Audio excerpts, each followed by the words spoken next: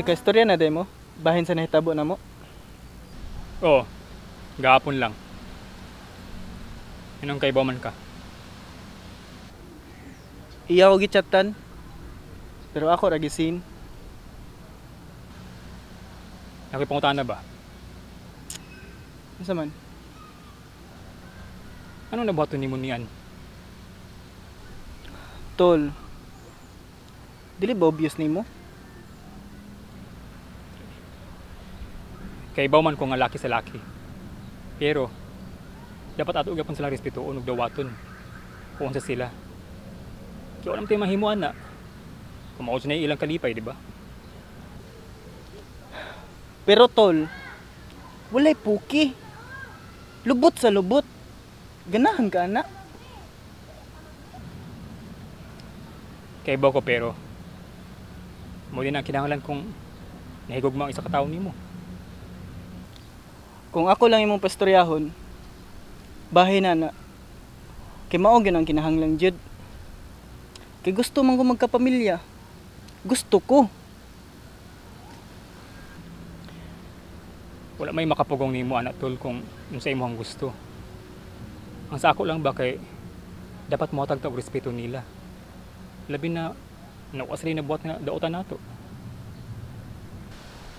Pero iyaham sa kong pugson. Ang dili pwede, dili na gani pwede, di ba?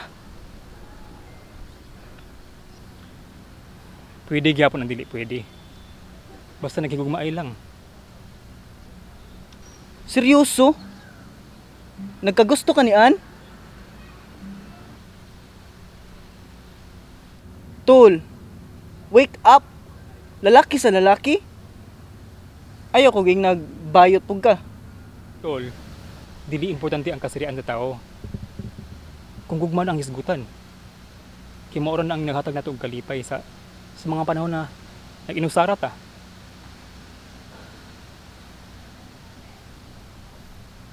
Kay bisag dili pwede, kay pwede gyapon nimong buhaton. Kung sino kapalipay nimo, kay di ta perpekto. Nakasabot ko sabot nimong pasabot tol. Pasensya kayo kung unsa akong mga bati nga na istorya. Kay bisag ako gusto man ako si Ann pod.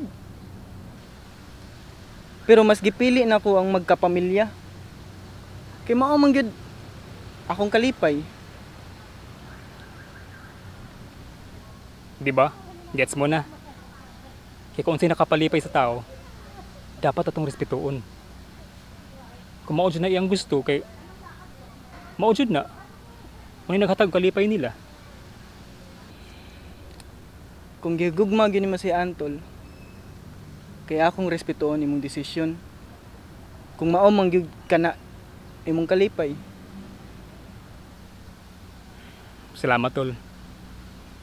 Unta mangayo kag pasaylo niya. Di man ako katulad na hinigitan ko pa ang pagmamahal.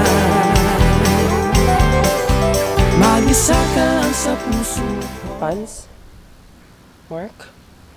An, naigiso isulti si Pans nimo.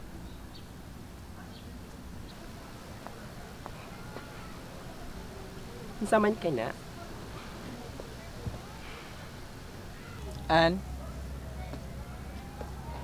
gusto ko mga ipasaylo sa tanang bati nga akong nabuhat o sa tanang mga kasakit nga nasulti na ko nimo. Pasalaw agyug ko kay gusto lang gyud ko magkapamilya. Kasabot na ko sa imong gibati, Pans. Ug pasensya pud kayo sa tanan akong nabuhat nimo. Kay ba kung sayop to, di man lang jud nako madawat good na mawala ka na ako. Og pasalamat ko ni Mark kay mas importante ang kalipay sa tao.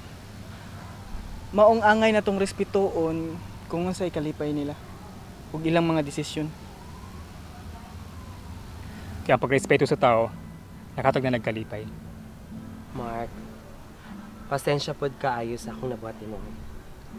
Naglibog ra magud ko mo nung ako kakahibaw sa akong mga panggibuhaton. Nakasabot ako nimo. Mong respeto ta ka. Kay kabaw ko nga mo na imong kalipay. So, okay na ta. Pans, okay na ta ha? Okay kayo. Uy, wait sa. Uy. Congrats din yung duha. Puwet sa puwet. Puwet ng ina mo. Di man ako katulad nila, hihigitan ko pa ang pagmamahal. Mag-isa ka lang sa puso ko, at hindi ako manloloko. At dahil mahal kita, ito ay itsura para sa'yo. Lagi nilang sinasabi, walang karapatan daw ang isang tulad ko.